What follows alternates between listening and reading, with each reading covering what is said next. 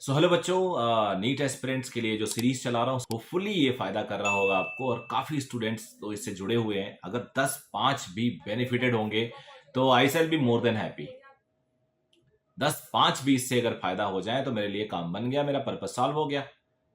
In fact अगर एक बच्चा भी फायदा उठाता है तो अच्छा लगता है, ज्यादा उठाएं तो और अच्छा लगेगा। तो आप सब लोग जुड़े रहो। बहुत छोटा वीडियो बनाता हूँ, 4-5 मिनट का। और इस वीडियो में हम लोग एक तो डिसाइड करते हैं कि अब हमारा कितना दिन बचा। काउंटडाउन होता है हमारा, जो 63 डेज का है। और इस 63 डेज में आज मैं लेके आया हूँ टू द पॉइंट। और ये मैं रियल फीडबैक बेस्ड बात कर रहा हूँ, और विच इज कि ये जो मैकेनिक्स है ये कॉन्फिडेंस नहीं दे आ पा रहा है इस सब्जेक्ट में। आप सब लोग इसमें वीक फील कर रहे हो। और मैकेनिक्स में जब तक आपका फंडामेंटल एकदम क्रिस्टल क्लियर नहीं होगा, you will not able to solve questions. You may solve 10 questions, you may solve 100 of questions, but examination में 100 के अगला वाला आ जाता है। 10 करके जाते हो तो 11वां आ जाता है, 100 करके जाते हो तो 101वां आ जाता है। और ये सारे क्वेश्चन पे मास्टरी तो तब कर सकते हो ना आप, जब आपका फंडामेंटल एकदम क्लियर हो। अब फंडामेंटल क्लियर ही नहीं होगा तो आप करोगे कैसे?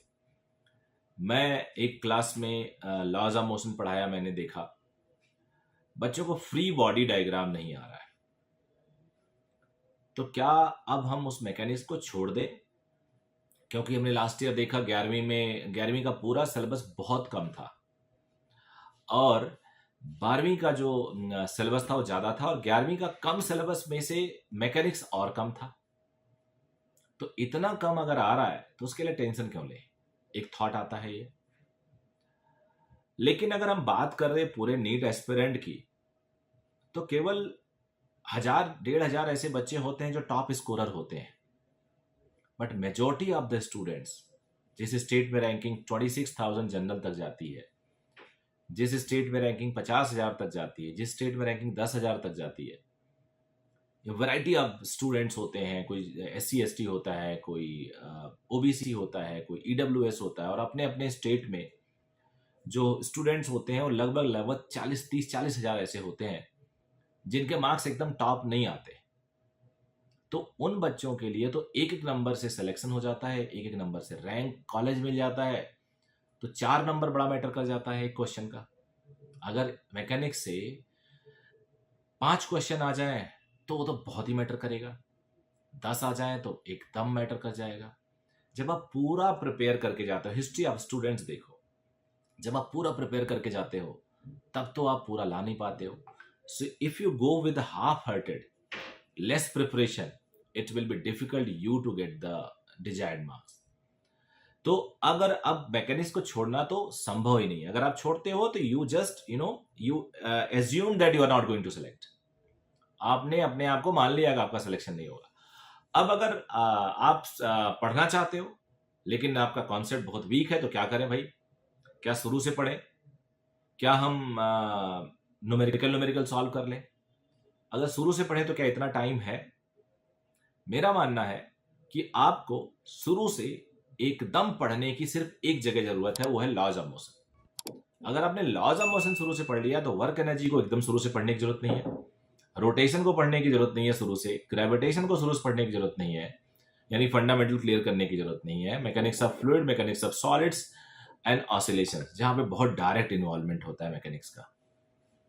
तो मेरा मानना है लॉज ऑफ मोशन एक चैप्टर है जिसको आप शुरू से पढ़ लो, बिल्कुल शुरू से पढ़ लो। रिस्क लो मत, आप रिस्क नहीं ले सकते।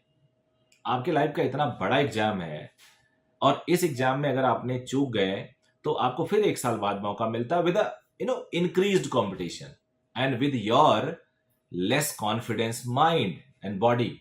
You will be of less confident because आप 1 साल लूज कर चुके हो, and there are so many who will be fighting with you, along with you, and they may be more prepared, they may be more energized, they may be more focused. तो आप जब भी loose करते हो तो ये केवल एक अटेम्प्ट आपका नहीं जाता, आपके पास और ज्यादा चैलेंजेस आ जाते हैं। तो मेरा मानना है कि लॉज ऑफ मोशन चैप्टर को बढ़िया से पढ़ लो दोबारा से A to Z, A to Z पढ़ लो, और उसके बाद आप बाकी सब्जेक्ट में थोड़ा सा सुपरफिशियल और न्यूमेरिकल्स अटेम्प्ट करके सिलेक्शन ले सकते हो, क्योंकि क्वेश्चन ज़्यादा टफ नहीं आता। इस साल प्रोबेबिलिटी ऐसी होती है, लोग डिस्कस कर रहे हैं कि क्वेश्चन टफ आएगा, लेकिन क्योंकि बहुत ज़्यादा फाइट हो रही है ऊपर और कई लोगों ने इसको क्रिटिसाइज भी किया है, लेकिन कुछ भी हो जाए इतना टफ तो नहीं आएगा कि बहुत ज़्यादा मैथमेटिकल इन्वॉल्वमेंट हो उसमें। सो आई वुड से कि अब 63 डेज बचा हुआ है आपके पास, विच इज़ क्वाइट सफिशियंट।